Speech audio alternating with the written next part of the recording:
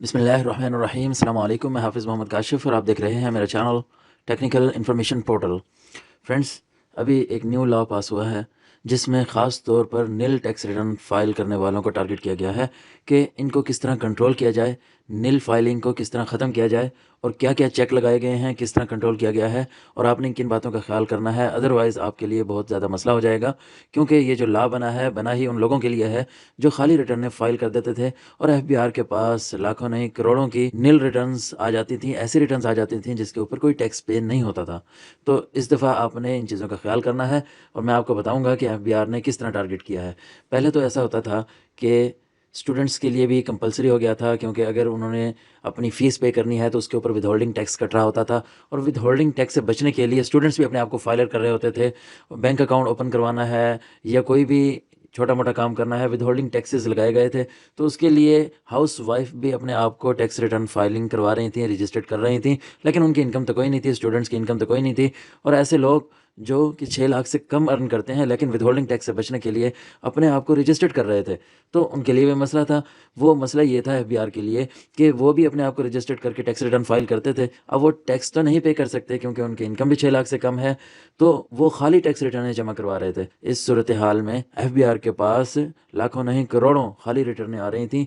ऐसी रिटर्नें आ रही थीं जिनकी इनकम 6 लाख तक होती थी या 4 लाख तक होती थी, जिनके ऊपर कोई टैक्स नहीं बनता था। एफबीआर के पास मैन पावर बहुत कम है, वो सारी रिटर्न्स को नहीं देख सकता था किसकी 6 लाख से एक्चुअल में इनकम ज़्यादा होगी, किसकी कम होगी। तो एफबीआर ने ये टारगेट किया कि ये निल रिटर्न्स ख़त्म की जाएँ। तो इस लॉ में इन्होंने सबसे पहली बात तो ये लिखी कि किसी को टैक्स रिटर्न फाइल करने की ज़रूरत नहीं है अगर उसकी इनकम ही नहीं है। मसलन कि एक टैक्स पेयर है जो टैक्स पे करता है, उसके बच्चे हैं 25 साल से कम हैं और उनकी इनकम भी नहीं है, डिपेंडेंट है उनके ऊपर। उनको क्या ज़रूरत है टैक्स रिटर्न फाइल करने की? उनको आप वैसे ही फाइलर करार दे दें। तो इस तरह टैक्स रिटर्न्स कम हो गई कि उनको तो फाइल करने की अब ज़रूरत ही नहीं है। तो अब उनको इस तरह ही बेनिफिट मिल गया। डिपेंडेंट हैं, उनको टैक्स रिटर्न फाइल करने की ज़रूरत नहीं है। अगर उनके फादर की इनकम है, वो टैक्स पेयर है और ये 25 साल से कम है या ऐसे डॉटर्स हैं, अनमैरिड हैं, तो इनको क्या ज़रूरत है टैक्स रिटर्न फाइल करने की और एफबीआर को इन रिटर्न्स को खंगालने की भी क्या ज़रूरत है? तो एफबीआर ने इनको वैसे ही ख़त्म कर दिया। इस तरह बहुत से टैक्स रिटर्न्स तो वैसे ही ख़त्म हो गई और इनको बेनिफिट भी मिल गया। अब एफबीआर को एक और फ़ायदा हो गया। एफबीआर ने ये कहा कि जो टैक्स पेयर है वो मेंशन करेगा कि मेरे इतने बच्चे हैं, डिपेंडेंट हैं, इनको टैक्स रिटर्न फाइल करने की ज़रूरत नहीं है। इनके जितने भी अखराजात होंगे, टैक्स पेयर है उसकी इनकम से काट लेंगे, ताकि उसकी सूरत हाल ठीक हमारे पास आ जाए कि उसके पास बचता क्या है। और जो बचता है वो अपनी वेल्थ में शो करवाए और उसी की परचेजिंग कर सकता है, उससे ज़्यादा अमाउंट की परचेजिंग नहीं कर सकता। अब मसला सारा इसी परचेजिंग के ऊपर है, क्योंकि अगर आप कोई मोटर व्हीकल, प्रॉपर्टी परचेज करना चाहते हैं, बैंक अकाउंट ओपन करवाना चाहते हैं, इन्वेस्टमेंट करना चाहते हैं, जो आपके पास बचा हुआ है उसी से आप ये चीज़ें कर सकते हैं। तो जब आपके बच्चों के एक्सपेंस भी निकल जाएंगे, जितना बचेगा आप वही लिखेंगे, ना कि अपनी इनकम से थोड़े से एक्सपेंस माइनस करके सारी वेल्थ में से आपने अपने पैसे बचा लेने हैं। इस तरह नहीं होगा। तो एक तो रिटर्न्स जो खाली आ रही थी वो ख़त्म हो गई और जो कमा रहा है उसकी एक्चुअल स्टेट आ गई। तो वो एक्चुअल स्टेट लिखेगा और वो एक्चुअल स्टेट भी उसकी बैंक स्टेटमेंट के साथ या फाइनेंशियल स्टेटमेंट के साथ टैली की जाएगी कि उसको देखा जाएगा कि वाकई बैंक में भी इतने रिसोर्सेज हैं। फॉर एग्जांपल, एक टैक्स पेयर है, वो कहता है कि मेरे 5 बच्चे हैं, तो टैक्स पेयर अपनी इनकम शो करवा रहा है 10 लाख, बच्चों के जो एक्सपेंस हैं वो 5 लाख हैं। अब वो 5 लाख अपने बचा सकता है, 5 लाख से ज़्यादा नहीं बचा सकता और वो कहता है कि मेरे अपने भी अखराजात 2 लाख हैं, तो फिर 7 लाख अखराजात हो गए। तो 10 लाख में से 7 लाख माइनस करें, 3 लाख सेव कर सकता है। अब वो कहता है कि 3 लाख मेरे बैंक में पड़े हैं, तो फाइनेंशियल स्टेटमेंट्स में हम देखेंगे तो बैंक स्टेटमेंट में भी 3 लाख रुपया पड़ा होना चाहिए और फिर वो 3 लाख जो होगा उसकी परचेजिंग कर सकता है, उससे ज़्यादा की परचेजिंग नहीं कर सकता। 3 लाख की परचेजिंग करने के लिए एलिजिबल है। फर्दर इसको हम भी एक्सप्लेन करते हैं, लेकिन मैं आपको ये बता रहा हूँ कि अगर खाली रिटर्न्स आप जमा करवाएंगे तो खाली रिटर्न से तो आप कोई परचेजिंग नहीं कर सकेंगे। आपने जब मोटर व्हीकल या प्रॉपर्टी परचेज करनी है तो किस तरह आप परचेज कर सकेंगे? आप परचेज ही नहीं कर सकेंगे, एलिजिबल ही नहीं होंगे, आपको ऐसे फाइलिंग का कोई फ़ायदा नहीं है। आप फाइलर होते हुए भी नॉन फाइलर ही तस्वुर होगा, क्योंकि जब आप कोई चीज़ ही नहीं परचेज कर सकते अपने पैसों से, अगर कोई परचेज करना चाहेंगे, आप कहेंगे मेरे पास पैसे हैं, तो एफबीआर कहेगा पहले इसको वाइट करो, इसके ऊपर टैक्स पे करो। तो इस तरह आपको मजीद लॉस हो जाएगा। इसीलिए आपने अपनी टैक्स रिटर्न बहुत केयरफुली फाइल करनी है, बैंक स्टेटमेंट्स को सामने रख के फाइल करनी है, उसके साथ रिकनसाइल होनी चाहिए, ताकि आगे आने वाले वक्त में आपको ना ही कोई नोटिस आए और ना ही कोई परेशानी हो और आप अपनी कोई भी प्रॉपर्टी परचेज करना चाहते हैं, गाड़ी परचेज करना चाहते हैं, बैंक अकाउंट ओपन करना चाहते हैं, तो आसानी से करवा सकें, उसके लिए एलिजिबल हों। तो इस लॉ में एलिजिबल पर्सनस को इंट्रोड्यूस करवाया गया जो प्रॉपर अपनी टैक्स रिटर्न फाइल करेगा, एक तो वो एलिजिबल होगा। सिर्फ यही नहीं बल्कि अपनी वेल्थ स्टेटमेंट में कोई चीज़ परचेज करनी है तो सफिशिएंट रिसोर्सेज शो करवाएगा।